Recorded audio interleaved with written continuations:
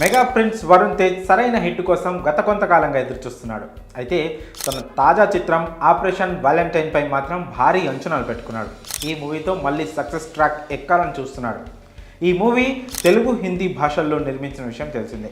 Surgical strikes నేపథ్యంలో యథార్థ సంఘటనల ఆధారంగా ఈ చిత్రాన్ని నిర్మించారు. మరి ఈ మూవీ ఎలా ఉంది?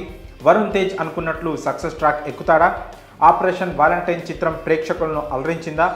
ఈ ప్రశ్నలకు సమాధానం కావాలంటే రివ్యూ చూసేయండి. ముందుగా కథ విషయానికి వస్తే, అర్జున్ ఇండియన్ ఎయిర్ ఫోర్స్లో వింగ్ కమాండర్. దేశ రక్షణ కోసం రెడీ అయ్యి వచ్చే ఎయిర్ క్రాఫ్ట్ని టెస్ట్ చేయడం అర్జున్ పని. 2021 ఫిబ్రవరి 14న డిఆర్డిఓ నుండి వచ్చిన ఒక కొత్త ఎయిర్ క్రాఫ్ట్ను టెస్ట్ చేసి బేస్ క్యాంప్కి రిటర్న్ అవుతుండగా అర్జున్ని పాకిస్తాన్ జెట్స్ టార్గెట్ చేస్తాయి. అయితే అది ఒక ట్రాప్.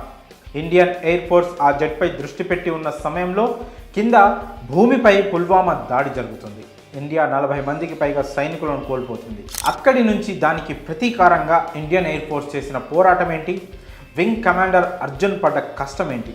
ఈ మొత్తం యుద్ధంలో అర్జున్ ఆశయమైన ఆపరేషన్ వజ్ర ఎలా సహాయపడుతుంది?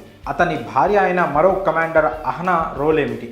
ఇలాంటి అన్ని పాయింట్స్ కలిపి ఆపరేషన్ వ్యాలంటైన్ మూవీ కథ. ఇక విశ్లేషణ విషయానికి వస్తే, పుల్వామా దాడి దేశ చరిత్రలో ఎవ్వరూ మర్చిపోలేరు. ఆ ఘటన తర్వాత భారత్ తీర్చుకున్న రివెంజ్ కూడా ఒక చరిత్ర. ఇలాంటి అంశాన్ని కథా వస్తువుగా తీసుకొని చాలానే సినిమాలు వచ్చాయి. ఈ జనరేషన్ కళ్ళ ముందు జరిగిన ఒక విధ్వంసం కాబట్టి ప్రేక్షకులు ఈ పాయింట్కి త్వరగా కనెక్ట్ అవుతారు కూడా. విక్కీ కౌశల్ ఉరి ఇందులో మాస్టర్ పీస్ మూవీ.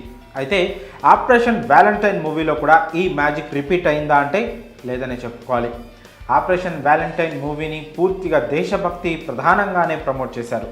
పుల్వామా ఉగ్రదాడి, దాని ప్రతీకారం చుట్టూ జరిగే కథ అనే చెప్పారు. కానీ సినిమాలో ఆ మొత్తం ఎపిసోడ్కి దక్కిన స్పేస్ చాలా తక్కువ. హీరో ఎలివేషన్ కోసం సగం సినిమాకి పైగా నడిపించేశారు. దీంతో కొన్ని అద్భుతమైన సీక్వెన్స్లు ఉన్న operation Valentine success కాలేకపోయింది.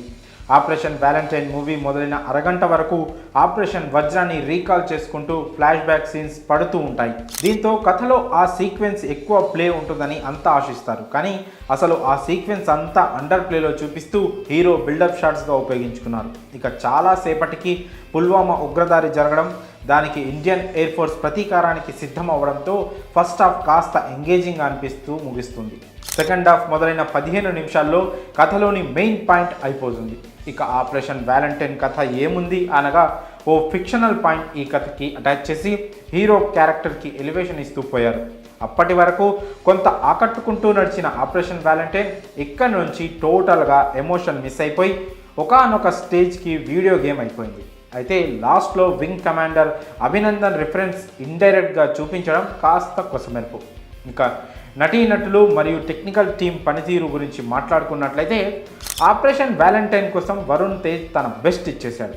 Heroine Manush చిల్లర్ నటనలో అదరగొట్టింది. మిగతా నటులకు ఎవ్వరికీ అంతగా స్క్రీన్ స్పేస్ దొరకలేదు. టెక్నికల్గా మాత్రం ఆపరేషన్ వ్యాలంటైన్ చాలా స్ట్రాంగ్ మూవీ. కెమెరా వర్క్తో పాటు సీజీ వర్క్ అదిరిపోయింది. కాకుంటే సెకండ్ హాఫ్ పై ఇంకాస్త దృష్టి పెట్టుంటే బాగుండేది. మ్యూజిక్ అంతగా ఆకట్టుకోలేదు. టెక్నీషియన్గా మాత్రం దర్శకుడు శక్తి ప్రతాప్కి మంచి మార్కులు పడతాయి. ఇక ఈ సినిమా ప్లస్లు చూస్తే, Varun Tej first half Pulwama episodes, అలాగే మైనస్ల విషయానికి వస్తే సెకండ్ హాఫ్ ఎమోషన్ మిస్ అవ్వడం, మ్యూజిక్. ఫైనల్గా ఈ మూవీకి మేమిచ్చే రేటింగ్ 2.5/5. ఇక రివ్యూలో చివరి మాటగా, ఆపరేషన్ వ్యాలంటైన్లో దేశభక్తి తగ్గింది.